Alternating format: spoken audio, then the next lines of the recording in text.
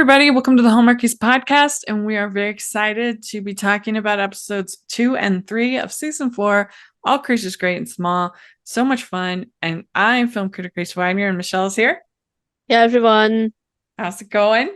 Yeah, good. Yeah, just so excited this show's back. I love this show so much. And I think it's a pretty good fourth season, about as good as they could do, given they have lost a cast member, and I think they have done a pretty good job of building up your characters and telling new stories. So I certainly enjoyed these 2 episodes. It's hard when it's a show that's an ensemble, but a small ensemble. Yeah.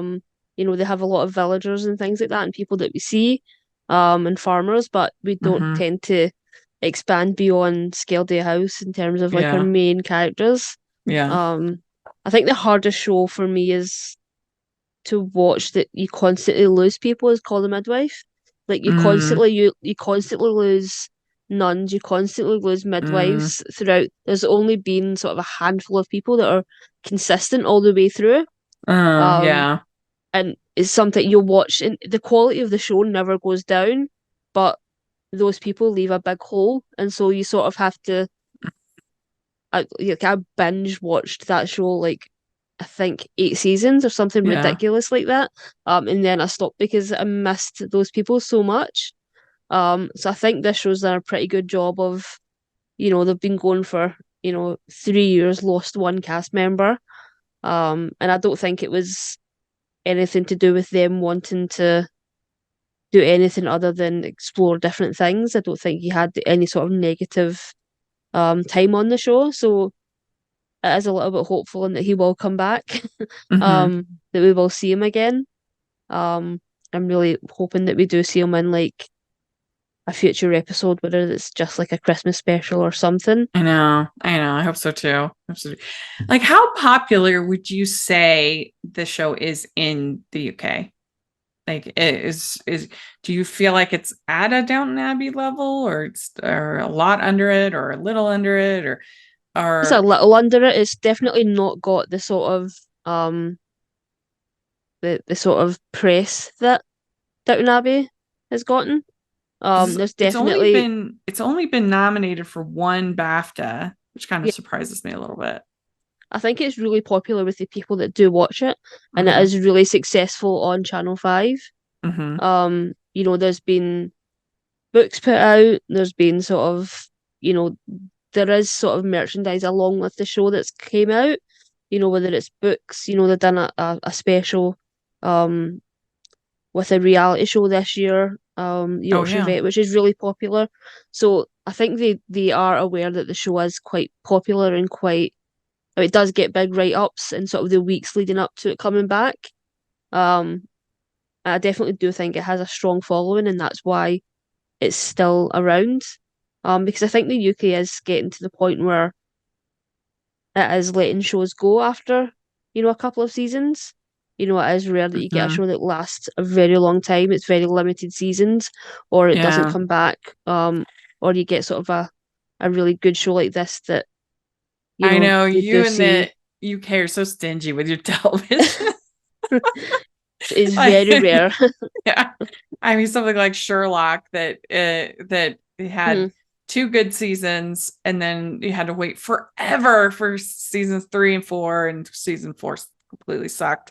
But yeah, and even the seasons that you got were only like 4 episodes. That show, this show, Yeah, it's and 6 at least. it's sort of getting that way in the US as well. I feel like it's like I Yeah, miss 22 I episodes of know. television so much. Like I can't remember the show that I watched.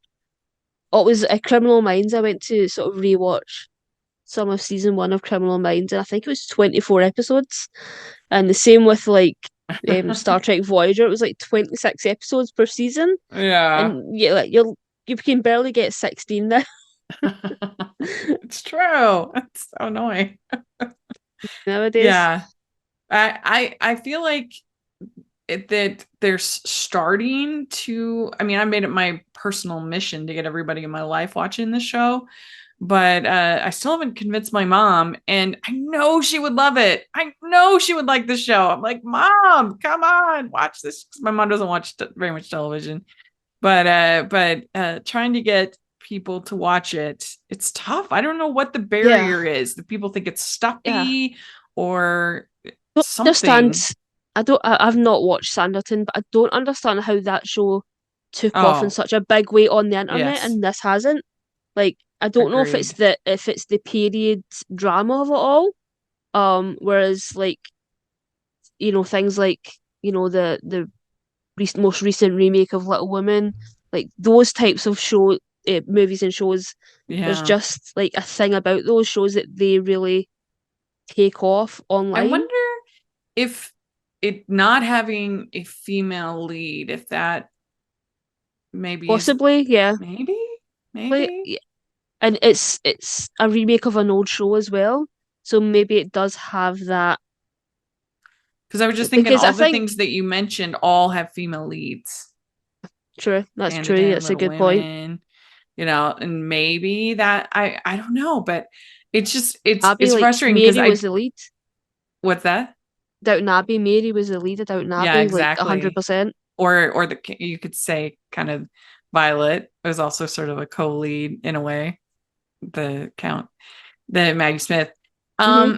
Yeah, I kind of wonder maybe if there is something to that. I don't know. It's just interesting, and it's just I just want to tell everybody to watch this show. That's why I do these recaps because I'm like, come on, I know. Like I was telling Casey the other day, I was like, I know anyone who likes When Calls the Heart will love this show. Like Yeah, there's not a doubt. I would not understand if somebody likes When Calls the Heart. I cannot fathom them not liking the show. That would make no sense. yeah. And Yeah. there's been a big thing as well. Like I read a lot of fantasy books, and there's been a big thing in that world of like writing cozy fantasy where it's very low stakes. Yeah. Um, and I feel like this is this is that type of show as well. Like the stakes are very low in terms of like um Mm-hmm. the characters, and they have sort of big real world things coming into the show, obviously with the war and things like that. But I feel like in the first couple of seasons, it's so low stakes. I Yeah. just don't understand. This Maybe I should mean be this it's show not. should be everyone's comfort watch. It really should. Yeah, Yeah. and maybe I it's agree. a thing of as well with books and that sort of world. It's like everything has to be spicy now. Your Bridgerton, and this show just Mm-hmm. isn't that. Mm, Maybe maybe the time maybe. has passed a little bit for that in that Mm-hmm. sense. Mm-hmm. Maybe. Well, let's talk about it. So this episode two, the first episode we're talking about, episode two, is called Carpe Diem. Siegfried hires an experienced bookkeeper, but her efficient approach doesn't suit everyone. James and Helen arrive at a decision, and a ferret presents a challenge for the practice. And there's a lot going on. What did you overall think of this episode? Um, I thought this was a really um. I mean, I don't think there's been a bad episode of this show. Um, I feel like I enjoyed the episode knowing that she was only going to be here for one episode. Yeah. Like we didn't have to put up with her for more than that. And I know that this just like in the comments of like some of the reviews and things that I've seen of this episode, like this was a big plot in the original show, was this character coming in for a couple of episodes. Oh, really? Um, yeah, this was an original character from the original show. So Mm, I think that added a little bit of like, oh, let's see this take on it. Um, so I was excited in that aspect of it, but yeah, overall I think it's a really good episode.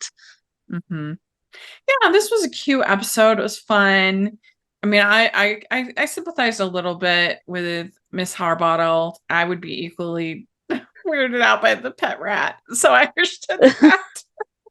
Because I'm not an animal. Like I the rodents. I hate rodents. Sorry, rodent lovers, but I just I wouldn't want that. Hamsters and gerbils and things like that. Yeah, Vonowell. How do you? Yeah, Vonowell, the rat.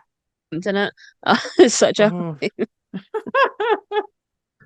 Ho, ho, ho. We'd like to take a second and thank our sponsor for this episode of the podcast. It's the Hallmarkies Patreon. Do you love Hallmarkies podcast, especially at Christmas? Do you enjoy the holiday previews, recaps, interviews, and bonus episodes? If the answer is yes, please consider supporting the Hallmarkies Patreon. We need your help to do what we do both during the Christmas season and all year round. But not only do you help a podcast led by strong, independent women by becoming a Patreon, you get to become a part of the Hallmarkies family. Starting at only $2 a month as a patron, you will have access to our Facebook Patreon group where we talk about the movies, shows, and more all year. We also have many monthly patron watch-alongs with guests like Lacey Chabert, Natalie Hall, Paul Campbell, Mary Lou Henner, and more, giving their behind-the-scenes details of their films. As a patron, you also have the chance to provide input into the podcast and even join us at different tiers. So this Christmas season, spread some cheer to the Hallmarkies Patreon and become a member today. You won't regret it. Go to patreon.com/hallmarkies to learn more. That's patreon.com/hallmarkies. The thing is that if you want anybody to actually change, you have to. It doesn't do any good to institute policies that they're never going to upkeep. They're never going to stick with. That's just a waste of everyone's time. And it's kind of like going in to a hoarder's house and just throwing stuff away, just cleaning. That's not going to actually solve the problem. It's just going to be back again in a couple of weeks. So you have to do the more deeper work in figuring out the causes kind of the problem. And that's what she's not willing to do. She's not willing to kind of look at what the realities of their business and their situation is, and that they are going to have to treat animals without a deposit and without there's just certain things that aren't practical and that they're not going to upkeep. So it doesn't do any good to add them, even if on paper they might make sense. Yeah. I mean, even in modern day, I've not had this situation with my current vet, but my old vet, I had to take my dog to the vet. It was an emergency and he had to be treated right there. I didn't have a bank card or anything with me. I didn't have cash with me. And they were like, doesn't matter, we'll treat your dog and we'll deal with that later.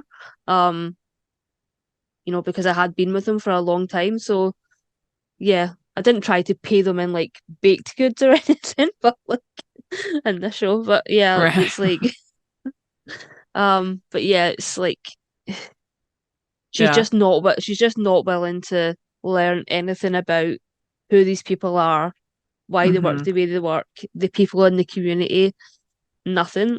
She's not willing to learn anything. I mean, there's going to be times in a lot of these people's lives in the village where they're just not going to be making money. And in a few months' time, they might be making money. Yeah. Yeah. Well, and that's true with any kind of service type business. You have to look at certain things you're playing the long game and certain things you're playing, the short game. Not everything is going to be profitable right away. And some things are about building those relationships and those connections. And there's things like that. Having a reputation within the town, somebody that's reliable and it's honest, all that stuff matters. Yeah. When you're doing something like that. I did think that they were going to pay off the how she had them write queries on the pink paper. I thought that was going to pay off more, and there's going to be a scene of throwing up all the papers or something like that. Yeah, I thought they were going to walk in and it was just going to be sticky notes everywhere. Yeah. Yeah. And he says, Sigrid says, if she can save us from this paperwork, I'll spin her around the dance floor myself. Yeah. I don't understand why they don't let Helen do it. She did it in earlier seasons. Yeah. It doesn't make sense. Yeah. And because she's really good at that kind of thing. And she'd shown herself to be able to do that in previous episodes. She's pretty much run her own farm along with her dad. So it's she knows everyone. Yeah, yeah.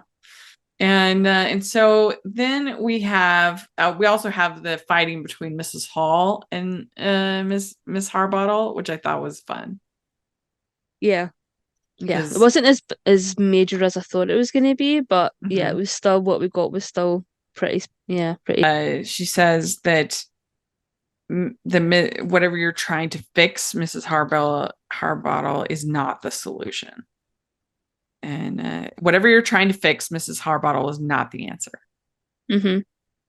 And so obviously he's like he's missing Tristan, and that internal anxiety is manifesting itself in all of the clutter and the disorganization and just all that stuff. So like bringing somebody in isn't actually solving the problem. Mm-hmm. Yeah. And he says, well, the point is she'll allow us to be vets. And but it's not allowing, because she's requiring this deposit and other things like that. Mm-hmm. So Yeah. I also think it would be a really fun drinking game when you watch this show whenever they do it's the people that are the difficult, they always have oh that scene yeah. You could get pretty sloshed if you yeah. did that. I noticed that as I was sort of binging the first sort of few episodes. It's like James is James particularly is like a broken record this season of spouting all of the season one sort of mantras of it's the animals are easy, it's the people that are the difficult. Yeah. Yeah, Yeah. I like to do a tally of how many times you said that throughout the season. So they go to this farm, and this cow has a torn udder, and that was gnarly looking. Not fun. Ooh, yeah. And so he tells the farmer, he says that she'll cost more than she brings in. So it might be time to basically sell to sell the cow to the, I don't know if he's the glue man or whatever. He's like, it's bad when you sell it to this guy. I think that's the slaughterhouse that they're Yeah, the sending it to. slaughterhouse. Yeah, and it's just awful. Because I think this is the oldest cow that he has. Probably Yeah. the last one that he has when his wife was alive. So yeah. Yeah, and they have like Performance, but yeah, like the performance by this guy, it was really, yeah, he does it, and it's it's like a knife to the heart. Yeah, and so then Siegfried stops him from selling the horse to this slaughter. Says, you came up with an answer, but it just wasn't the right answer. And so they figure out what they can do to keep the cow alive. And that was very sweet. I'd like to take a second and thank our sponsor for this episode of the podcast. It's Elise Murray and her exciting book, Society Girl. Set in the mysterious world of Oxford University's secret societies, Society Girl follows Sam, a duke's estranged daughter, as she attempts to join the most famous club of them all, the Animos Society. Her final initiation challenge is simple: find a man, convince him she's in love with him, and then break his heart in humiliating fashion. Hardened by her father's rejections, believing that the Animos Society is her key to his love and acceptance, Sam throws herself into making Daniel Best, her father's chauffeur and local musician, fall for her. But she never counted on falling in love with him right back. Fans of Colleen Hoover, Anna Hong, and Mia Sheridan will love Society Girl, a sweeping romance from bestselling novelist and screenwriter Elise Murray. Free for Kindle Unlimited users for a limited time. Go to elisemurray.com/novels/Society Girl for more information. Or you can use the affiliate link below. I think it was really funny when the goat gets out in the house. What's this goat doing in this house? That's funny. I liked that. There's some things going on between Gerald and Mrs. Hall. He brings her flowers. He asks her to the movies. That was very sweet. Very sweet. And it's risky because obviously they are trying to build up that jealousy, but they are making Gerald really likable. Yeah, they've done a really good job with him. I've not seen him in anything else, but if you look at his IMDb page, it's like a completely different person. Yeah, it's so crazy. He looks so different. It's wild. Yeah, so I think everything with his like physicality, and it's like he definitely gives vibes of like don't hurt this man. yeah, it's true. And so then they have this ferret, and I don't know how they came up with this like ferret roulette game. Which sleeve is he gonna come out of? Like, what? It's That's the most funny. random, like Yeah. I mean, that is the most random bar game I've ever heard of. yeah, definitely made up on the spot. And they find out that the ferret has a lump. So they tell him, come and we'll treat the ferret. He says, you would do all that for a ferret? And James just says, of course I would. Of course. Which, I mean, they're just the best because ferrets are my favorite. First of all, they smell really bad. And I don't know. I just don't understand. Like Yeah, I it's think like a there's large rat, yeah, but I think they they're have a so rat. cute. I think they're so cute, but I also like think they're so hard work to look after. They take Yeah. a lot to look after. Like you need a big enclosure, and Yeah. And they yeah, I smell would. terrible. They do. They smell terrible. Uh, but they just love animals so much. It's amazing. And Joe Coney is the owner. He brings the ferret, and that's when she asks for a deposit. In veterinary practice, the animal comes first always. Mhm. And he says, in my book, obedience to rules is the mother of all success. And then you get this debate between James and Siegfried. We're all missing tryst, but it's madness. Yes. So that was all good. I like that dynamic. That was probably my favorite part of this episode is the the not as much the Miss Harbottle, but about like treating the ferret and how they wanted to run their practice and everything. That was, I think, good. And then you got to be kind and be honest. Yeah. And so Siegfried tries to fire Miss Harbottle, but fails. Can't do it. Yeah, they can hire people without even actually hiring them, and they can't fire people who's not the best at running Yeah. a business. And then so they tell Joe, they say, bring the ferret in after 6 o'clock when Mrs. Harbottle has left. And James apologizes to Joe, but then they lose the ferret. And they decide but they find the ferret, and so they are going to do a lumpectomy on the ferret. Hmm. And Joe faints watching it, which would be my reaction as well. I loved it. The whole bar just came along. Yeah. I mean, have you ever fainted? Never. Yeah. It's one of my worst fears. I fainted one time in my life, and that was this is a funny story.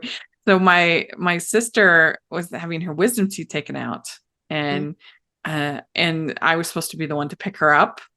And there was something about like just when I saw her and she was all, puffy and red and the smells and just everything. I don't know what happened, but I'm going out to the car to get my car, and on the gravel, I woke up and I had asphalt all over my face and everything.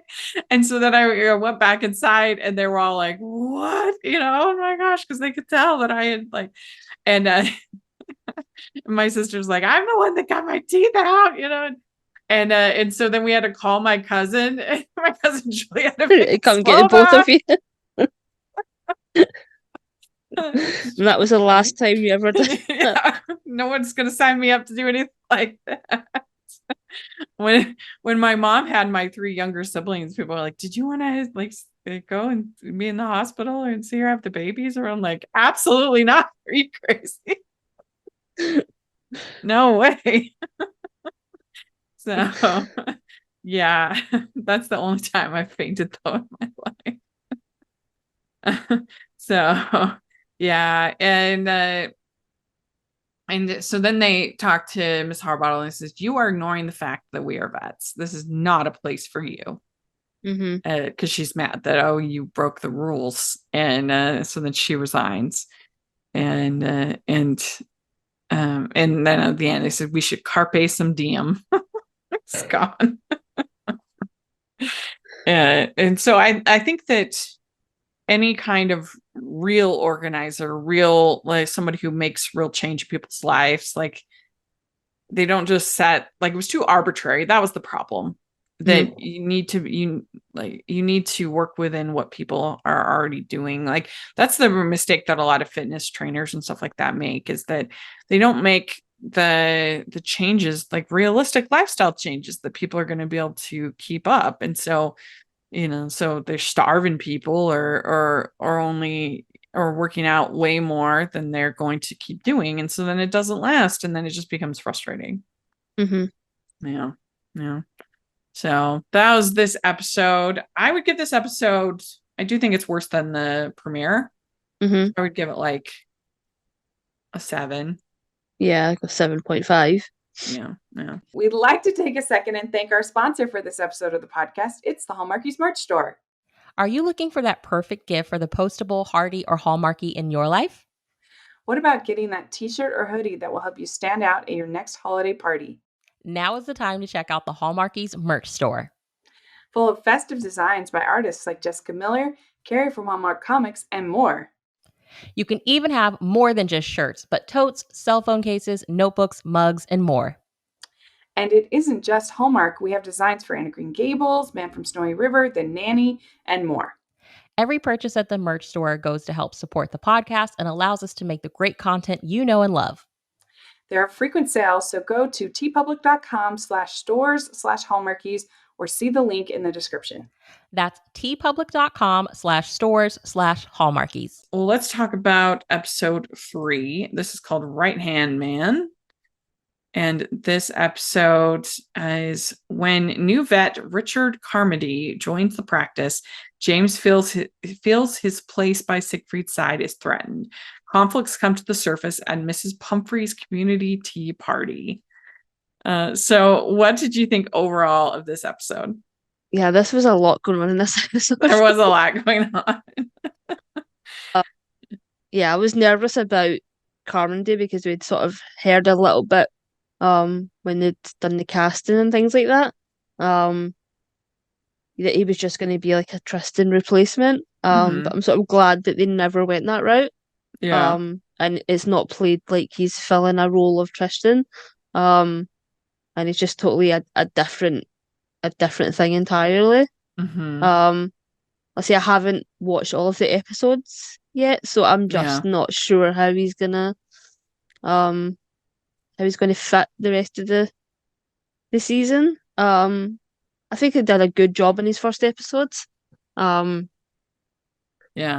Yeah, I do like. I do think it is a good thing of bringing in a new vet because James has been there for a long time, and they need sort of like a bit of an audience proxy of, a newbie coming in. So yeah, I think that aspect of it works really well. But yeah, we'll see. I really enjoyed this episode. I thought it was really good. Yeah, I mean, he's not a replacement for Tristan, but he's he's completely different. And, this is a guy that's a book guy, by the book guy, which is a totally different dynamic than Tristan. And I think that was probably a smart way to go. And of course, it ends with our big announcement, which was so cute. And I thought the dogs were really cute in this episode. So overall, I enjoyed this episode a lot. We have Richard Carmody coming from London, and he is just a total nerd. And his the actor's name is James Anthony Rose. And yeah, I mean, I liked him pretty good. Did you warm up to him, or how do you still kind of not? I'm still kind of waiting to sort of see, but I do like him as sort of a plot device because I do think he brings out a good side of a sort of a fun side of Siegfried because he is so excited by the fact he's got this sort of bookworm and initially anyway he is yeah It's good Well, in that sense, but yes, yeah, and it provides James a chance to be like the leader, which he up until now on the show, like he's been the new guy. So to see him trying to be the mentor and trying to explain and that animals are the easy parts, the people that are the trouble, yeah, that in our drinking game. Again. And you see him getting kind of jealous of the relationship between Carmody and Siegfried, all that stuff. I think those are good dynamics for James as a character. yeah. I'm glad he's not in the house though, because like, how Yeah. many people can you move into this house? Well, it starts out he's going to be they think they're going to have him in Tristan's room, but Siegfried wants none of that. Mm-hmm. Yeah, I think it might be too much if he was in the house. Mm-hmm. Too much. Yeah. Yeah, too much initially. Like, I wouldn't mind if they'd done that later on, once the Hmm. the audience and the characters are sort of more warm to him. Yeah. But When he yeah, I think says, do, initially. do you always treat your animals like people? I thought that was a good line. Yeah. And it's the animals that are the easy part. It's the people that are the trouble. And then Mrs. Pumphrey comes in. She has a new dog that she is fostering, and the dog has a flatulence problem, which Yeah, was really funny. to actually explain what the problem was. Because dogs can be the worst at that. Yeah. Yeah. Yeah, I'm it quite was lucky with funny. mine, but yeah, like I had an older dog. Yeah, not good. uh, and then uh that Siegfried is pretty tough on Carmody. He says you're late. That he says that uh, Carmody's always talking about research and all of this, and so he's uh, he that dynamic is interesting between the two of Hmm. them. Yeah. There's also these soldiers, and they're being a little bit lazy Hmm. about shutting gates and taking care of the farmland and stuff like that. Yeah, I thought it was an interesting thing as well of like having, a lot of these, sons and husbands and friends of this village are all gone away, but it's like a constant reminder of that because they've got the soldiers training literally right next to them. Mm-hmm. Um, yeah, that must be really difficult. I don't know. In Scotland, we've got this law. Um, it's called the freedom to roam. So we can the land is the people's land, sort of like idea. So Mm-hmm. we can cross private farmland and private like we can pretty much go wherever we want as long as we leave it as we found it.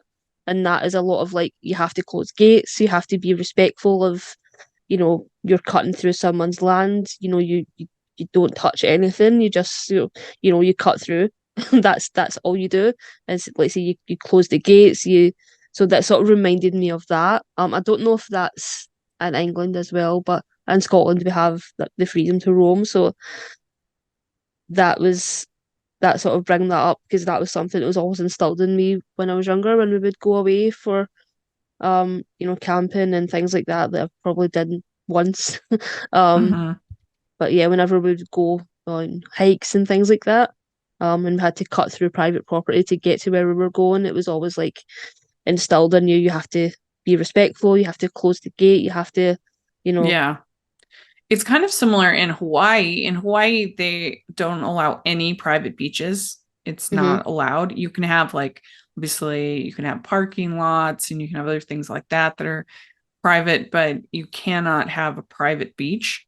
hmm But everybody is expected to treat all the land, well. respectfully, yeah. And yeah, and so you can go in front of any hotel, hmm anything like that. You can go to the beach anywhere in Hawaii. Uh, hmm and so it's kind of a similar sort of philosophy, I think. hmm Yeah. Yeah.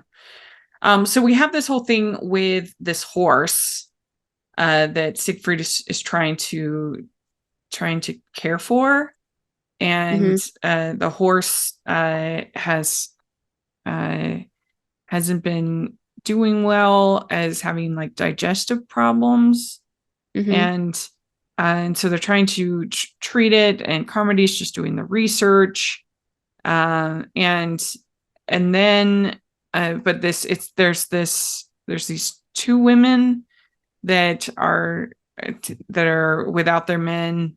They're missing their family because they're going off soldiers, and so that's an element of this episode as well. Like James continues to feel guilty about not doing his part, and they say, well, we have an exemption because we're it's basically like an essential worker.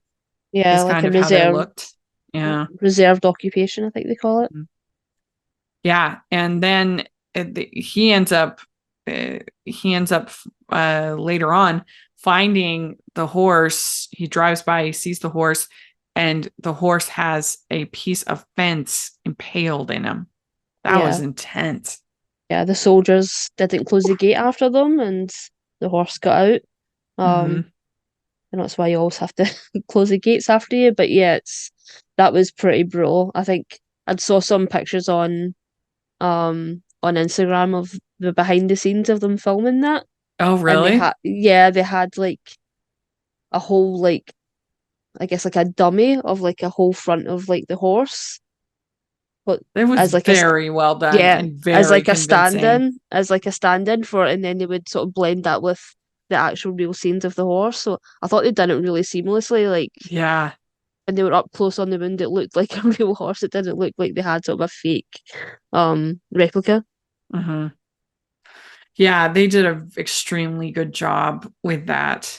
And and it was tense, and it was good because so Helen is upset with James because they were going to go on like a date, but he let everything with Miss Pumphrey and the party put a wrench in that, and then and I think it's interesting because it shows that like he obviously needed to be there to help this horse, but he also needs to be there for his wife, and so like finding that balance is pretty tough for him. Yeah, and they're both exhausted as well, which doesn't help. I think he takes a little nap at Mrs. Pumphrey's as well. Yeah. Yeah, it starts out the episode that he hadn't slept like the whole night. Yeah, so I think without Tristan, he's doing the bulk of the night shifts as well, of the night calls. Yeah, they what do they start saying, that lambs don't stop just because you're weary? Yeah, and she says, well, it's good practice for these sleepless nights that are going to be coming. And then yeah, the horse they call it heaves, is the problem. It heaves. And so yeah, Miss Pumphrey is having this party, and first they're not even going to go, but then we can Helen and James can just go for a few minutes and then go on their date, but because of Cedric and other things, it doesn't work out. And it was great, this conversation between Mrs. Pumphrey and Helen, and she says that her husband was infuriating, and then he died. I said, I was left here with a lot of dogs and grand ideas. And then she tells Helen, time is precious, but forgive quickly, dear girl, especially now. Yeah, that was very sweet, I thought. I love how much they have Mrs. Pumphrey in the later episodes. I know that the actress that they first had was sort of limited in what she could do, which was really sad, and it's obviously sad that they had to sort of recast the role. But I think they've made she's good. The best out of a really bad situation. Patricia Hodge is the name of the new actress, and yeah, she's really good. Let's see here. What was she? looks like she's just done a bunch of, she's a working actress. Yeah. Yeah, I like her a lot. And it was just a good moment that forgive quickly. And especially now. And the lady says, I don't want help. I want my son. How are we supposed to carry on without them? Well, Mm-hmm. that was like, and then it says, I guess we have to take comfort in those we do have, I suppose. That was a very sweet line. Mm-hmm. I like that a lot. And there's also whiskey. So then Helen says to James, you're such an idiot. It was good. It was a good line. And he says, I'm sorry, which just makes him so endearing because even he, in his weak moments, he manages to be so sweet and kind and great. Mm-hmm. Yeah, Yeah. it was really good. Then, so we have this Mrs. Hall and Gerald also in this episode.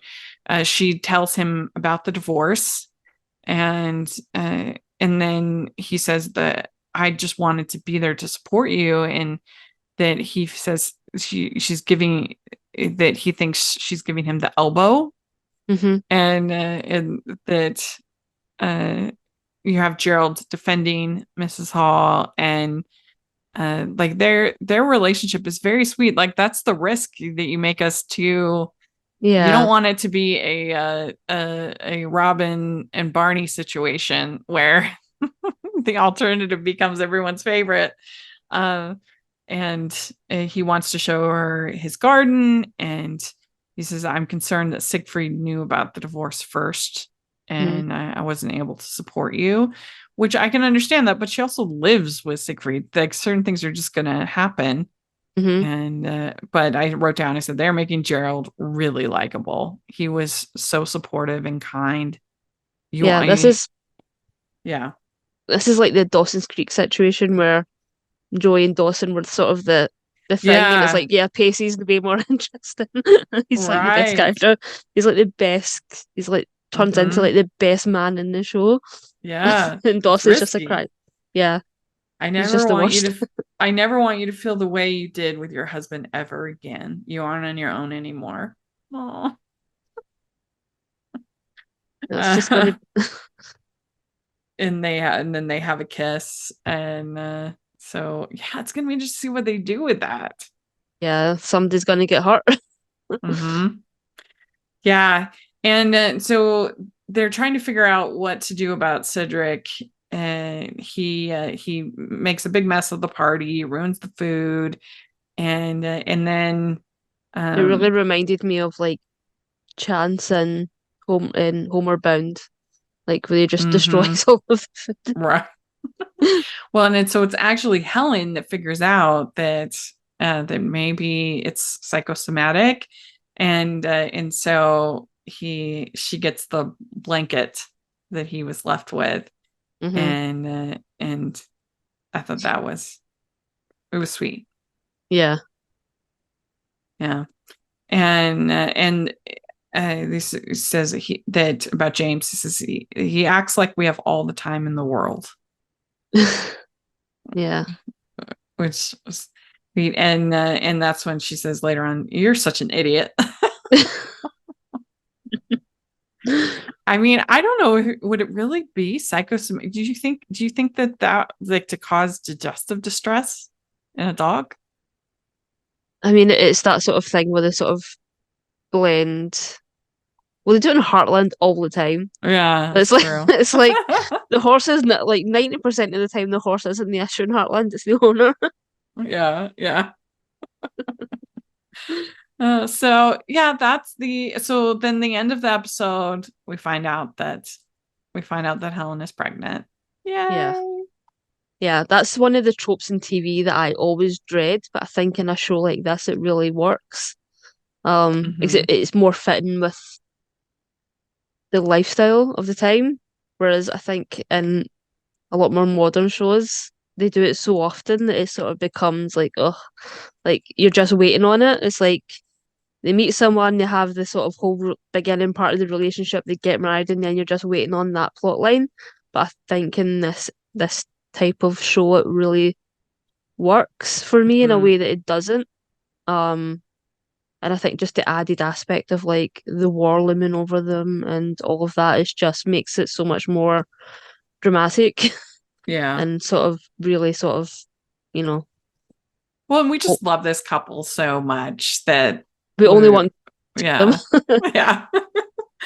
Yeah. And so then also the soldiers help the women.